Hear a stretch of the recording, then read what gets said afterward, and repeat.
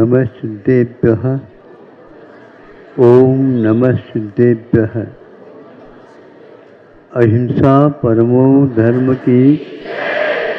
आचार्य गुरुवर श्री कुंद कुंद भगवान की। आचार्य गुरुवर श्री ज्ञान सागर मुनि महाराज की। जय परम पूज्य संत शिरोमणि आचार्य भगवान विद्यासागर जी महामुनि राज्य की। समस्त आचार्य संघ की।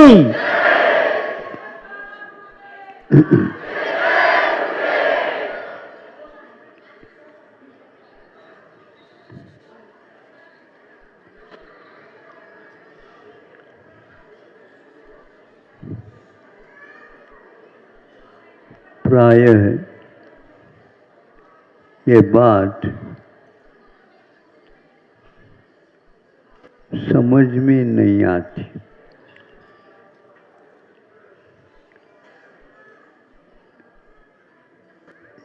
चाहे आज हो चाहे कल हो, अतीत का ये भी कोई दिन हो, किंतु इनके ऊपर विश्वास ही करना आवश्यक होता है। वो क्या विश्वास है? विश्वास करना कब पड़ता है, इसके बारे में सोचो तो ज्ञात हो जाएगा। जब हमारी बुद्धि काम नहीं करती है और हमारे कोई भी इंद्रियां उसमें कोई दखलंदाजी नहीं कर सकती है,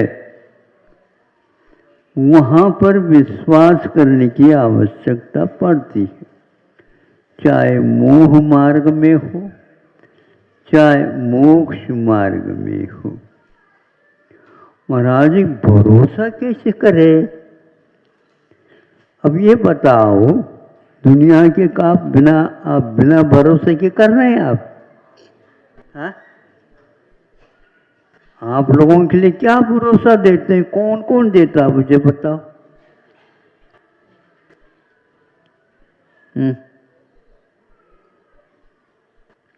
भरोसा कहां पर नहीं होता है? विश्वास कहां नहीं होता? विश्वास तो रखना पड़ता है। ये आकुलता तो यही नहीं, ऊपर तक चलने वाली है, क्योंकि हमारी बुद्धि काम नहीं कर रही, कर भी नहीं सकती। कोई भी व्यक्ति उस ज्ञान की बात समझना चाहता था, जो इसका अधिकारी है उसको जाकर के पूछता है, आपने अपने जीवन में यहाँ तक अध्ययन करके कुछ पाया, उस अनुभव के कुछ क्षण हमें भी मिल जाए। मित्र है तोड़ करके तो जवाब नहीं दिया जा सकता। उसकी जिज्ञासा है, ककहरा भी नहीं जानता और वह अनुभव की बात पूछ रहा है। हाँ, मुझे ऐसा अनुभव हो रहा, ऐसा अनुभव हो रहा। जब आपको ये ज्ञात ही नहीं है कहाँ से वो प्रारंभ होता और कहाँ उसका अंत होता है, लेकिन फिर भी जिज्ञासा तो जिज्ञासा है। नहीं करना है क्या महाराज? मैं कहाँ कह रहा हूँ, आपको नहीं कहने से तो और ज्यादा प्रश्न उठेंगे। लेकिन ऐसे स्थिति में वो क्या बताएगा? वो ये बताएगा, वहां तक जहां पर मैं हूं वहां तक आने के लिए ये रास्ता है, आप इसको तैयार करो। महाराज आपके लिए 15-16 साल लग गए, तो अब हमारे लिए कितने लगेंगे? नहीं नहीं, यह 15 साल 16 साल की कोई आवश्यकता नहीं। आपकी जिज्ञासा इतनी तगड़ी है, संभव है अल्प समय में भी आपको वह बता सकते। 16 वर्ष ही अनिवार्य है नहीं, लेकिन कुछ न कुछ तो उसमें प्रवेश करने के लिए चाहिए। तो प्रवेश तो आप थोड़े बहुत कर लोगे, लेकिन उस अपारता का अनुभव आप कैसे करेंगे? न तैरना जानते हैं, न डुबकी लगाना जानते हैं, और आप उसके तरस्पर्शी ज्ञान चाहते हो। कैसे हम बताएं? फिर भी आप थोड़े बहुत हमें शांति मिल जाए, मान्य रूप शांति हो तो देख लो, उसको संतुष्ट यदि उसमें हो जाते तो ठीक है। आप लोग बताओ, वैद्य लोगों के पास आप जाते हैं और उनसे पूछते हैं, भैया हमारी ये शिकायत है, ये ठीक हो सकता है कि नहीं? ठीक तो हो जाएगा, लेकिन जैसा मैं कहूँगा वैसा करोगे तो हो जाएगा। मैं तो कुछ जानता नहीं है। हम जानते तो नहीं, ये भी मैं जानता हूँ। और मेरी वैद्य की विद्या आप जानना चाहें तो कम से कम कितने साल लगेंगे? परीक्षाओं की अपेक्षा से भी बरसों लगेंगे। आपने किसको किसको दवाई दी है बताइए? उनको भी दी, उनको भी दी, उनको भी दी, उनको भी दी। सब ठीक हो गया? सब ठीक हो गया ऐसे सुनने में आया। मुझे दवाई दोगे और विश्वास दिलाओगे या ठीक हो जाएगा? विश्वास दिलाना बहुत कठिन है। मैं विश्वास तो नहीं दिला सकता कि, इसलिए विश्वास करने की बात होती है, विश्वास लेन देन की बात नहीं होती। बहुत अच्छा। जो बात लेन देन की नहीं है और उसमें हमारी बुद्धि काम नहीं कर सकती, तो वहां पर तो आंख बंद करके, ये तो अंधविश्वास हो जाएगा। सुनो वैज्ञानिकों, विश्वास हमेशा हमेशा अंधा ही होता है।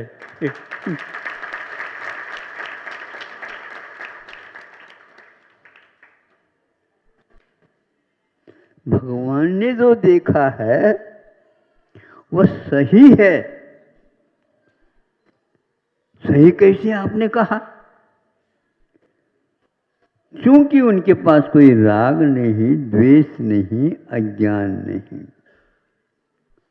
राग द्वेष के पक्ष रखते हो तो आपके ऊपर लोग अविश्वास कर सकते हैं, और यदि आप राग द्वेष नहीं करते हैं तो भी आपके सर्वज्ञत्व की कोई आवश्यकता नहीं पड़ती है। जैसे आपको यहाँ पर उपलब्ध हुआ वह, उसी प्रकार आप लोग भी चलेंगे। विश्वास मार्ग यही है। लेकिन मंजिल में जो जाकर के बैठा उसको पूछो तो वो ये कहेंगे, भैया एक सीढ़ी से प्रारंभ कर दो, ये मंजिल बहुत सारे हैं। लेकिन एक के बाद एक कदम रखते जाओगे, एक एक माला, माला समझते हो, खंड जिसको बोलते हैं, वो पार करते करते जाओगे तब कहीं जा कर के अंतिम मंजिल तक पहुंच पाओगे। लेकिन ये ध्यान रखना, मैं वहां पर बैठा हूं ये दिख तो रहा है, लेकिन वहाँ पर जाने के लिए भरोसा रखिए, विश्वास रखिए। उसमें कोई कमी हो जाए बहुत कठिन है। अब एक आध सीढ़ी पर चढ़ता है, समझ में बात आने लग जाती है, इधर उधर देखेंगे तो चक्कर संभव आ सकता है। इसलिए अब कहाँ देखें, नीचे नहीं देखते, किंतु ऊपर के भरोसे पर चलो।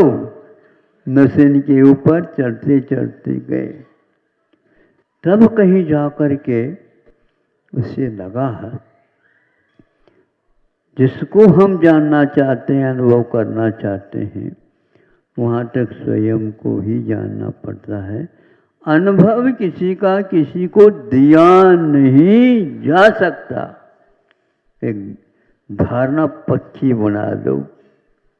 दूसरे के अनुभव के कुछ नोट्स आप ले करके आज परीक्षा देते हो और पाठ्यक्रम जो रखा है उसको कभी देखते नहीं हो, क्योंकि निर्देशिका के ऊपर तो आपका विश्वास है, पाठ्यक्रम के ऊपर नहीं। ऐसे क्यों? ये दुर्लभ है, होना बहुत कठिन है। यद्यपि इसी में से प्रश्नावली आती है उसमें, किंतु इसके अध्ययन से जो अनुभव होने लग जाता है वह उस निर्देशिका से नहीं उत्पन्न होता। इसलिए जब हम पढ़ते थे लौकिक विद्यालय में, उस समय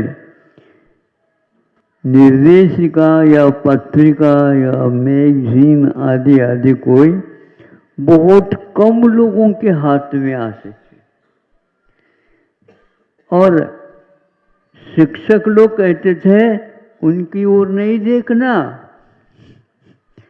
उनको पढ़ना नहीं।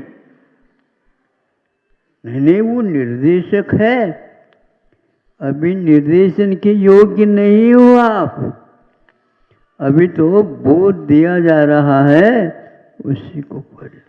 आज सबसे ज्यादा कमी यदि हो रही है, बच्चे शिक्षक को भी निर्देशन देना प्रारंभ हो चुका है। इसलिए आपको भी गर्व होने लग जाता है, हमारा बेटा शिक्षक को भी देता, नहीं समझे, सिर फिरा हुआ होगा, नहीं समझे। उनको जो अनुभव है वो बताने की बात नहीं है, किंतु वहां तक जाने का रास्ता तो दिया जा सकता है। तो थर्मामीटर के द्वारा देखा, क्या देखा? ज्वर नापने का यंत्र माना जाता है वो, और 105 डिग्री वाला ज्वर है ये ज्ञात हो गया, लेकिन उसको अनुभव नहीं हो रहा, क्योंकि अभी तक ज्वर क्या होता यही उसको मालूम नहीं था। थर्मामीटर में क्यों आया वो? जिसने थर्मामीटर लगाया उसके दिमाग में क्यों नहीं आया? तो वो एकदम दिमाग में नहीं आता, नहीं समझे, एकदम दिमाग में नहीं आता। हाँ, नाड़ी के माध्यम से यदि देख लेते तो अवश्य आ सकता, लेकिन नाड़ी कैसी देखी जाती है इसको भी पढ़ना पड़ता है। आज यह सारे साधन लुप्त होते जा रहे हैं, और हमें वहाँ तक पहुँचने के लिए जो विश्वास चाहिए, भरोसा चाहिए, वह हमारे पास नहीं आ पा रहा है। अब 100 डिग्री 105 डिग्री बुखार है, उसको देखा तो उसी को पूछो, इसको क्यों पूछते हो? कुछ सिर दर्द वगैरह हो रहा है? हाँ, सिर तो बहुत ही ठनक रहा है, और कुछ कमर वगैरह में भी बहुत ही है। ऐसी है हालत, न उठ सकता न बैठ सकता, न चल सकता हूँ, न भोजन की इच्छा होती है। क्यों? भोजन की भूख नहीं है क्या? भूख मर सी गई है। अब ये बताओ हमें क्यों हुई? ये उसी का परिणाम है। इस परिणाम का अनुभव वैद्य नहीं कर रहा है, लेकिन फिर भी इसमें क्या वेदना हो सकती है वो नाड़ी के माध्यम से उन्होंने समझ लिया है। आज धीरे धीरे आप लोग नाड़ी सीखना अनिवार्य है, समझ लो। और अपनी यदि आप चिकित्सा स्वयं करना चाहते हैं तो वह जैसे पथ्य बताता है औषधि के साथ उसका सेवन करना प्रारंभ कर दो। और यदि पथ्य करते हैं तो दवाई लेने की भी कोई पथ्य सती किम भिषाक, पथ्य सती किम भुषाक। यदि हम पथ्य लेते हैं तो भिषक औषध की या वैद्य की कोई आवश्यकता नहीं है। और यदि नहीं लेते हैं, पथ्य नहीं करते हैं, तो भी औषध की और वैद्य महाराज की कोई आवश्यकता नहीं, क्योंकि रोग तो औषध के साथ पथ्य लेने से ही ठीक होता है। आज के विज्ञान के युग में ये भरोसा कम होती है। स्वयं ही दूसरे ने क्या लिया उसको देख करके चालू करते हैं कई लोग, ठीक हो जाएगा। कितनी गोली लेते हैं आप? 5। अच्छा, हम 6 ले लेंगे तो ठीक हो जाएगा। आप कितनी बार लेते हैं? 2 बार लेते हैं, हम 3 बार लेंगे तो ठीक और ठीक हो जाएगा। ये बता देना कितने दिन हो गए आपको?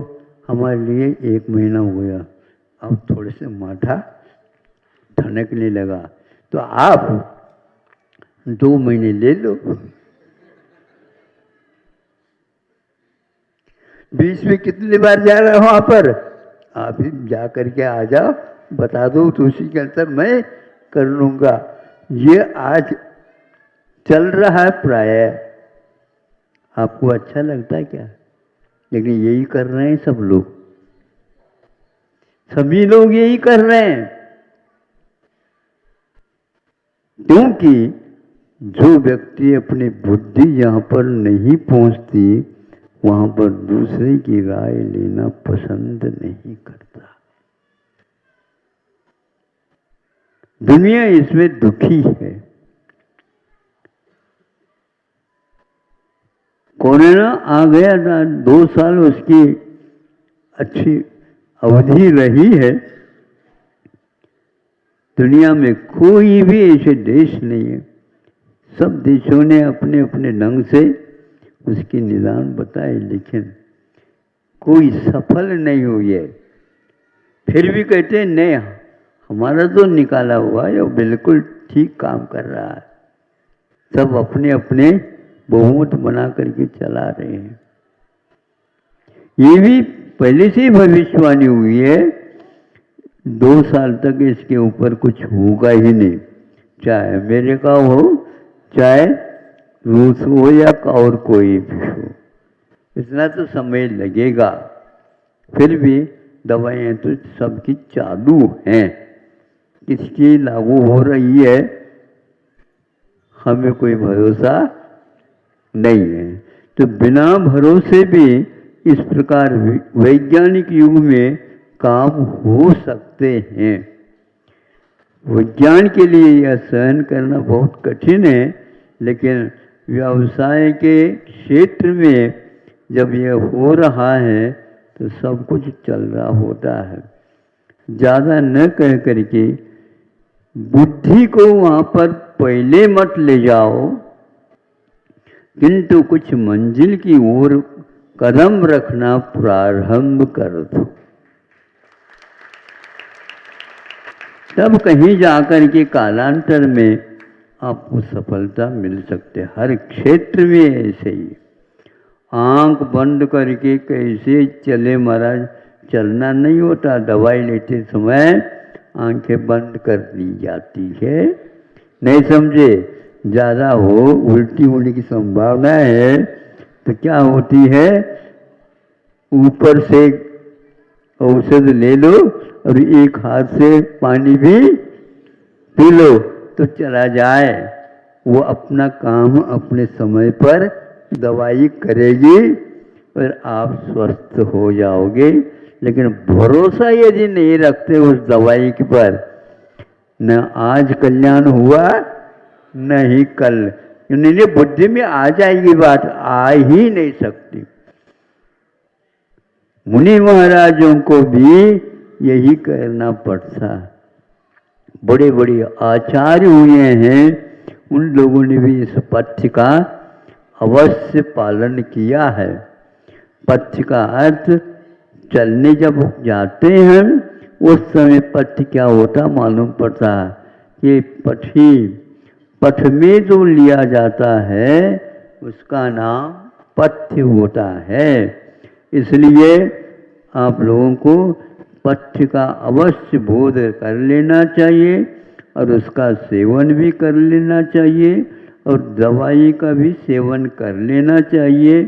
किंतु निर्देशिका जैसे अपने आप बनी हुई गोलियां हैं वो नहीं लेना चाहिए।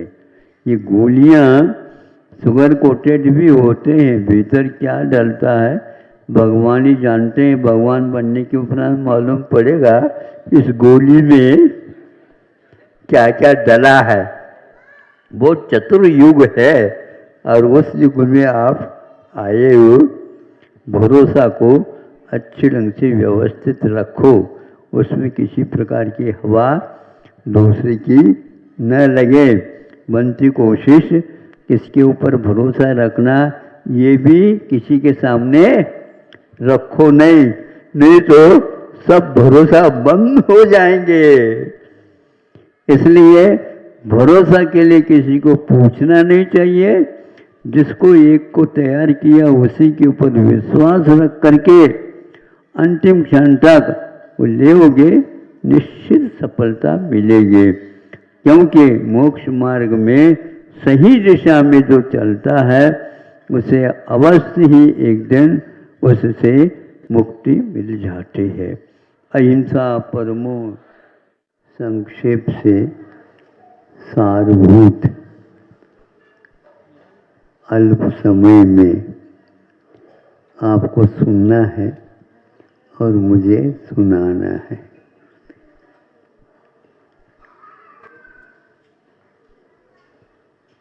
ग्वाला गायों को चराने के लिए गया है और वह लौटने को है घर पर। बीच में एक महाराज जी का दर्शन हुआ।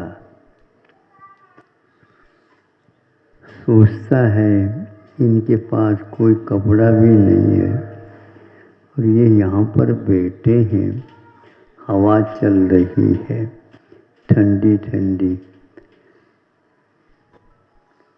किंतु वे ध्यान में मग्न है। जल्दी जल्दी गायों को पहुंचा करके देख ले ये काम कब तक बैठते। तो जा करके आया तो जो करते हो बैठे थे, रात भर यहीं पर रहेंगे ऐसा लगता है।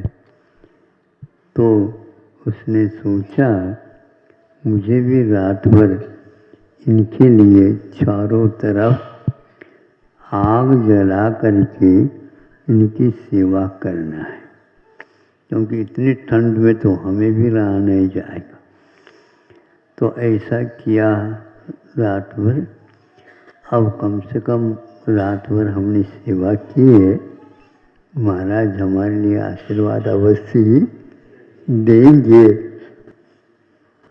और वह महाराज जी जो ही ध्यान से उठे और हाथ में पीछे ले नमो अरहंतानम कह करके आकाश मार्ग से चले गए। सोचता रहा, रात भर हमने कर्तव्य निभाया, इन्होंने हमारे लिए कोई बताए भी नहीं। इतना अवश्य नमो अरहंतानम कहा है, बस इसी को याद कर ले तो वह चला गया, क्योंकि महाराज भी चले गए। उसके आगे की कथा आप लोगों को ज्ञात है कि ऐसे निरीह मुनि महाराज रहते हैं, उनके मुख से एक शब्द भी निकलता है तो कल्याण हुए बिना रह नहीं सकता। अहिंसा परमो धर्म की दो प्राणी हैं, ऊपर से देखते हैं तो समान दिखते, दोनों का ठिकाना भी एक प्रकार से एक ही है, जहाँ पर वे राशन की गवेषणा करते। दोनों तिर्यंच अवस्था में है, लगभग दोनों नवश्चर हैं। और जब सुबह सुबह वो उतरते हैं उस तालाब, वहाँ पर मुनि महाराज भी जाते हैं, ध्यान करते हैं, और ये भी दोनों ध्यान कर रहे हैं।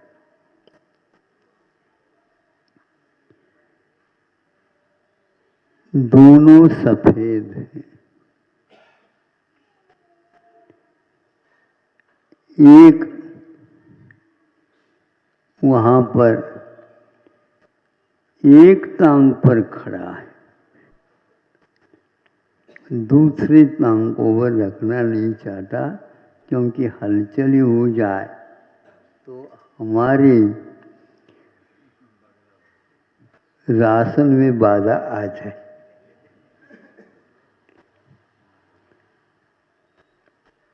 और जो ही वह राशन की खोज होती है, उसके सामने मछली आ जाती है, उसको वह बिना आवाज ध्वनि किए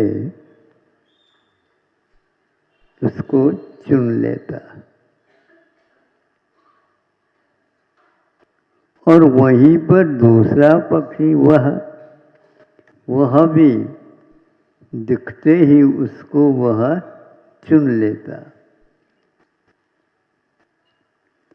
एक ने मछली को चुना तो दूसरे ने मोती को चुना।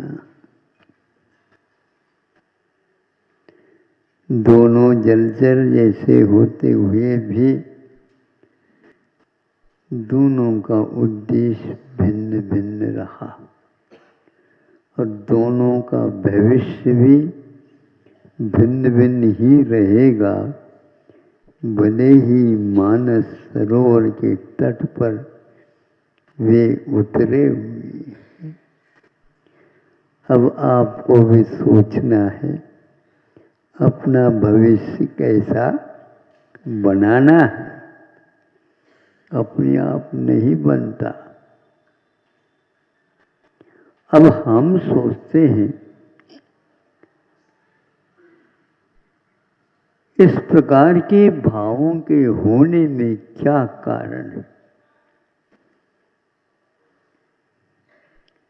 एक ही मात्र कारण है, चाहे 12 बजे, चाहे 10 बजे, चाहे 9 बजे,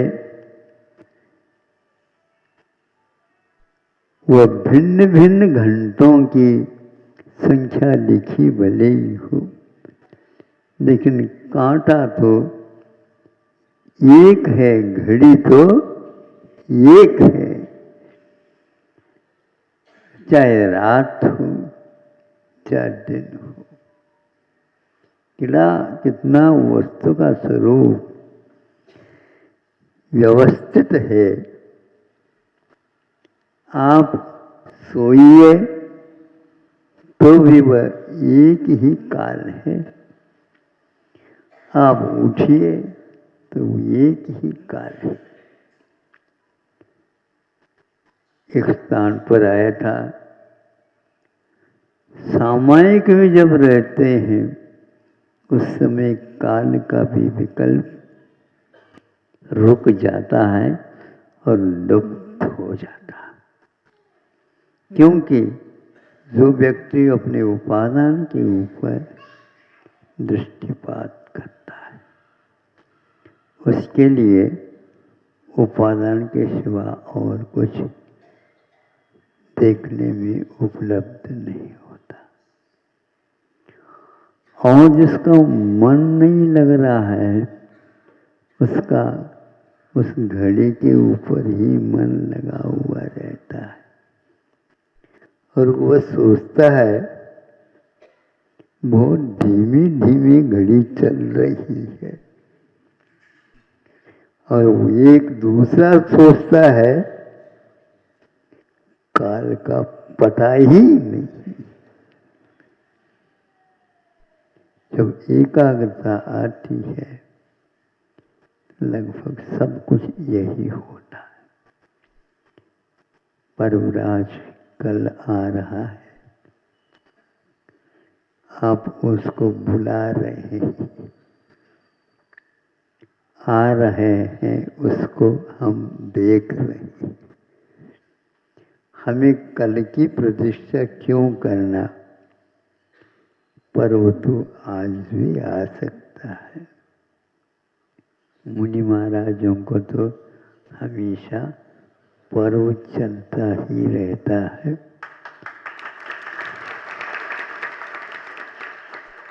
क्योंकि क्षमा को भूल नहीं सकते, माधव को वह छुट्टी दे नहीं सकते, क्योंकि अपने स्वभाव है। आप लोग इसको 10 दिन के लिए मनाते हैं, ये भी कम नहीं है। ये आपके लोगों के लिए बहुत है, बहुत है। टेम्परेरी भी आज परमानेंट कोई होता ही नहीं। नहीं समझे, सिंहासन वही बने रहे, किंतु बैठने वाले 5 वर्ष के लिए आते हैं। कोई बात नहीं, ये भी सोच समझते हैं बीच में भी वारंट आ जाए, यहाँ से छोड़ना पड़ेगा, लेकिन फिर भी वह जो अवसर प्राप्त होता है अद्भुत रहता है। हमें इन दोनों पक्षों से सीख लेना है, पाठ लेना है और अपने को भी उसी के अनुसार बनाने का। किंतु एक हंस पक्षी है, एक बगुला है। जीवन अतीत का आज तक बगुला के रूप में ही व्यतीत हुआ है। अब भगवान वह बगुला के नहीं, वह बगल में रह जाए और हम उसकी चाल पर चलें, कोशिश करें। मतलब इसका उदाहरण कवियों ने भी अपने काव्य में स्थान दिया है और उसके बारे में चिंतन किया है। हमें भी अपने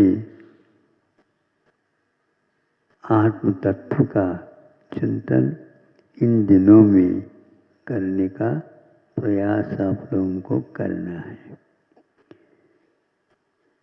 बहुत दिन से और बहुत समय से सोचते थे कि सुर काया को और नर काया को, ये यहाँ से वहाँ गए हैं, लेकिन नर काया के प्रति उनका बड़ा आकर्षण रहा। इसका अर्थ आप मूल्य क्या है इसका समझ सकते हो। उस काया को प्रदान करने वाला भी यही है, और यहाँ से गलती होने से वहाँ पर अटक गए। यहाँ पर आकर के पुनः उसे प्राप्त करने की प्रतीक्षा में है। यही मात्र समझ करके उसको ज़्यादा महत्व मत दो, किंतु सब कुछ अच्छाइयों का प्रदान करने वाला यह मनुष्य भाव है। अहिंसा परमो धर्म की